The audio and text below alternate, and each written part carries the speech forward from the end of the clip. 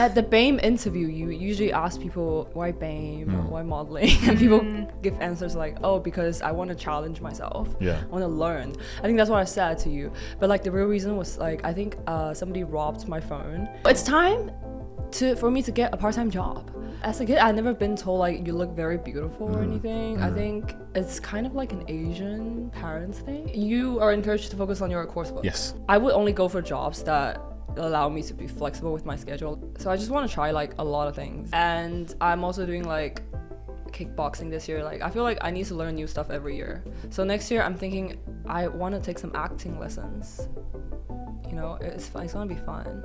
If it's just modeling for fun, to like for learning experience, just go for it. But if you like want like big money and stuff, I think at the beginning I have an income support. I think it will be important. Sensational. And go. We're here. We're back. We're back. Could you introduce yourself? Can you say your name so we don't butcher it? Because I would say Yuxin, but it's not Yuxin. Yuxin is good. It's not right though. But it's it'll do. It'll do. Go on. It's Chen Yuxin. Chen is my surname. Yuxin is my first name, and it means aroma from the rain in Chinese. That's so beautiful. That's beautiful. Thank you. That's like the best introduction as well. You gave us a meaning, first and last name. Culture. Then it's the culture. It's shining through. Oh my god. But thank you so much for joining us. How you feeling? How you doing? I'm nervous. You nervous? Yeah. You got this. You got this. Look, you've nearly finished your matcha. I expect a lot from this session. That's why I'm nervous. Wow. From this session, therapy. It's just like free therapy. Let's Free go. therapy. I'm ready. In front of everyone. So we're going to talk about a few things, but I think we should start off with how did you start modeling? Yeah. So I don't know if I've told you the story before. You I never think told I me the story. did. I mean, at the BAME interview, you usually ask people why BAME, why modeling, and people give answers like, oh, because I want to challenge myself. Yeah. I want to learn. I think that's what I said to you. But like the real reason was like, I think somebody robbed my phone and like around Waterloo Station, right? I was a student. Yeah. And I don't have like my financial source is like always my parents. Like universal international student experience. Okay. And my mom was already telling me like, oh, you need to like go back to China once you graduate, because like UK is like in danger. You're always in danger in UK. And I was like, yeah, I'm not gonna tell her that I got robbed on the street, Yeah. because it's Add fuel just to prove the her fire. point, and then Yeah. she'll just force me to go back. And by that time, I've already like been through a lot in UK. Like my house got broken in, whatever, my laptop got stolen, blah blah blah. Oh and my then God, I was I'm so like, yo, sorry. it's time for me to get a part-time job. It is time. And then and then I think I submitted applications to like different companies. Like I got into like I got an offer from a market research company, so random. And then I think I also submitted like two modeling applications to 2 agencies. And then Marcus got back to me within like 3 hours or whatever, in like a Sunday afternoon. I was like, probably this is the one. Sunday afternoon. This is the one. You need to rest. This is the one. I'm like, yo, there's too responsive. Giving me the ick. And then the market research company, like, they want me to work like midnight or something, because there's a time difference between here and China, because they want me to speak to Chinese or Hong Kong clients. Okay. So I was like, modeling, it's giving effortless. Which is not true. So basically, joining BAME is like how I started to get into the industry. But why modeling? You know, you think you need a part-time job. You could go Yeah. work in a bar. You could go work in a coffee shop. Why modeling out of all of the things, especially with what you studied at uni, which was... Biochemistry? Yeah. Oh, actually, that's the reason. Basically, I had a lot of like lab classes when I was in uni, and I almost broke like a centrifuge, like a very important equipment in the lab. Wow. So I just thought, maybe I'm not good at coordination. Like physically, I cannot do stuff. Also, I can't really cook. So I feel like overall, I just can't. Like imagine waitressing, and I'd be breaking all the stuff. Yeah. You know what I mean? So you thought, I'm gonna model. I mean, one time I got like when I was in China, like at my summer holiday, some people came up to me and like kind of like wanted to scout me, but then I just thought it was a bit dodgy because I've never been like scouted before or whatever, and I was gonna come back to UK for studies anyway, so I was like, yeah, no, I can't really do modeling stuff over here. But then I think that gave me an idea, like that planted an idea in me, like, oh, maybe at some point if I need a part-time job, it can be modeling. Okay, that like Or, planted like, the seed. Yeah. Yeah, got you. Yeah. Or like talk Cantonese or Chinese to overseas clients. But obviously, you applied for modeling, so you thought you were good enough to model. Or did you not? Oh my god, that sounds like a therapy session. Why would I feel that way? Like that I'm good enough for modeling?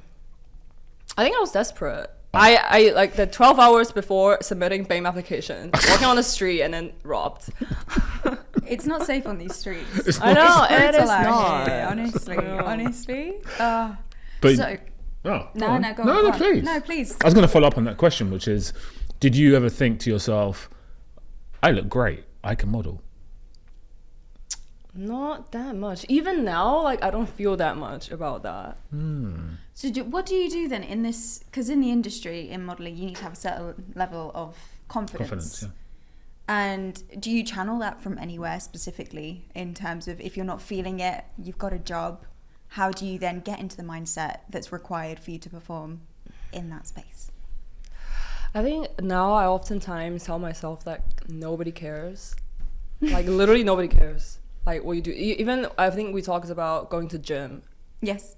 We know like actually people are not looking at you. It's just like we think people are looking at you. You know what I mean? So I think that's how my attitude is not like, I feel like instead of confident, it's more like doesn't really care. Yeah. Yeah. Okay. Yeah. Okay. Go. I'm trying to get the answer. So, did you ever think when you were a kid or when you were in your teenage years, I look fantastic, I'm going to model? Did you ever want to model?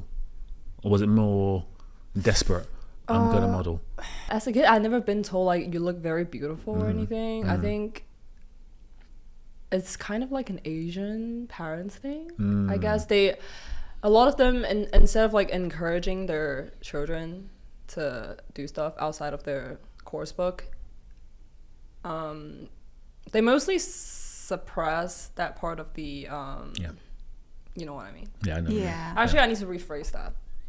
No, I think you said it perfectly.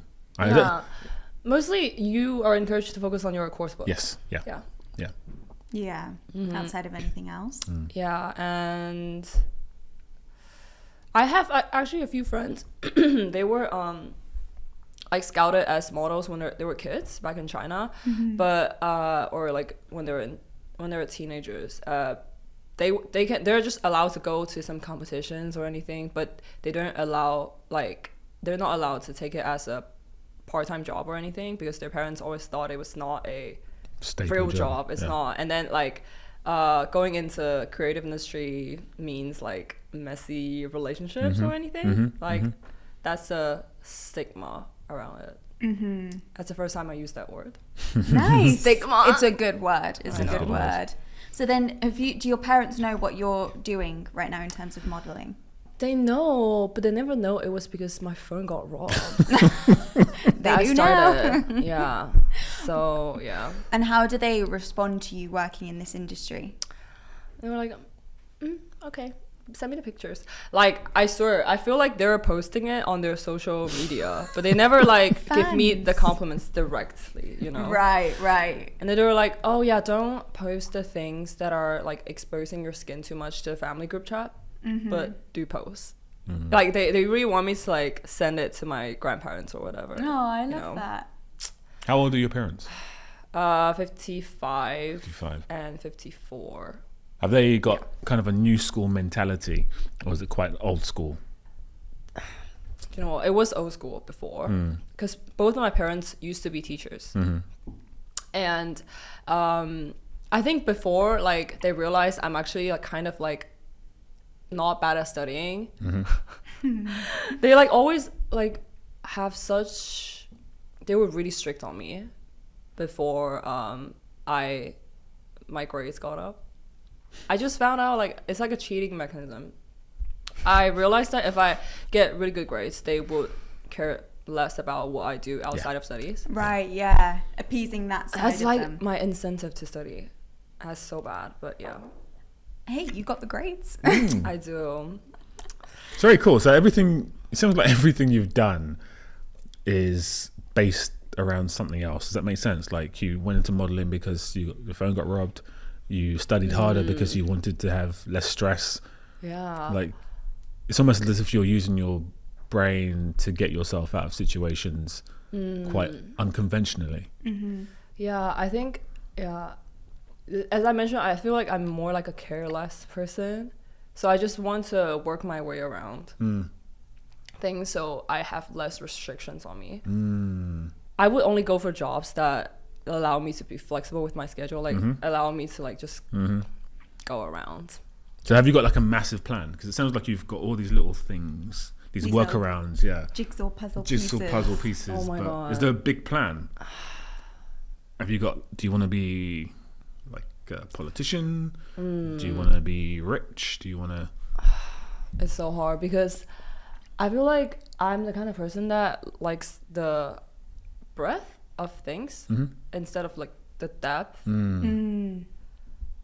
So I just want to try like a lot of things. Yeah, you're just experiencing at this point. I love that And though. I also feel like life plans never works out. Wow, that's a big statement. Is that from somewhere? Is that from like an experience that you've had, or is that just sort of the mindset that you're in right now? It's kind of the thing with modeling. Like I didn't know it would happen, you know, but it's so fun. Yeah, It happened. It's happening. Amazing. So talk us through that, because like we said, you've got a day job in tech, right? Which is crazy. So how do you facilitate having a day job as intense as working in the tech industry, as well as the modeling industry, which is also equally as intense? Yeah, I feel like people are always asking, oh, how do you keep a balance? There's no balance. There's literally no balance. The scale is broken. Look at my dark circle.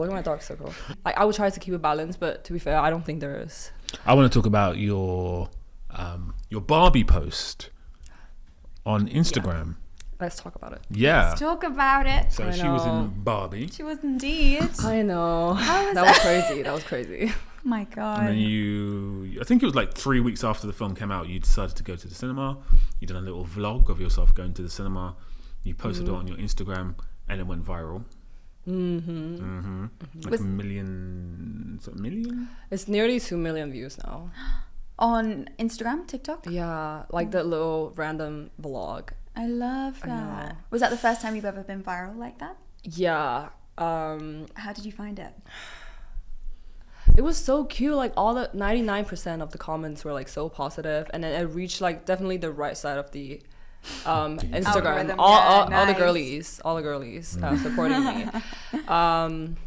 Yeah, I think I just got really lucky. I think during the fitting day, they were trying out hairstyle on me, and then I think at first they put like a really really big ponytail on me, and I was just thinking, oh my God, it's gonna be so heavy that day. And then I just told them, can we do like a double ponytail, like to spread it? So again, like I feel like it's like the careless and lazy part of my personality that's doing its work. And then they were like, yeah, sure. I was like, okay, that's flexible. And then so they bring out 2 equally heavy ponytails instead of like distributing the weight. Okay, but I was like, but it's worth it. It's worth it. So yeah, anyways, I got the double ponytail. I think that's why I got included in the scene, because I didn't see anyone else with the same hairstyle. Yeah.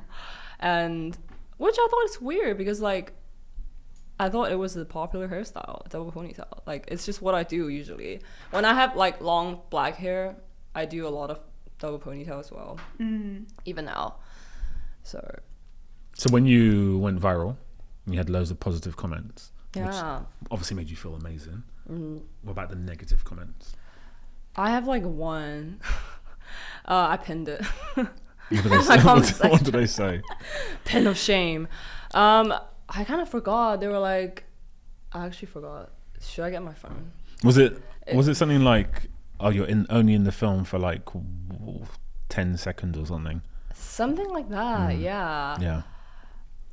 I was like, what are you talking about? I was shocked that I was even in it, because like there were so many models Barbies, that you sent out to the production team. But yeah, it really thanks to, I think, the decision, like the choice I made to the hairstylist for the double ponytail, and then so that it presents the chances. Does that feel good when you go viral, do Barbie, recently did Fashion Week as well? Does it feel good? Because I know you've come into the industry kind of by mistake, based on what you've told us so far. Or by chance. By chance. Sorry, by chance. I feel like, yeah, I feel like it's all of these conscious or like unconscious unconscious decisions that you've made. choices, Yeah. and then that's how it got all these chances in front Yes. of me. And then So does it feel good when Yeah. you're achieving different goals? Because Especially in the spotlight as well. especially in the spotlight as well. Because I know you kept saying to me, "Can I change my hair yellow? Can I change my hair yellow? Can I change my?" And I'd be like, "No, no." it's like no." manifestations, guys. Just write down your manifestations And make be it happen. yourself. Yes. And that's what you've done. And then you changed your hair to blonde, and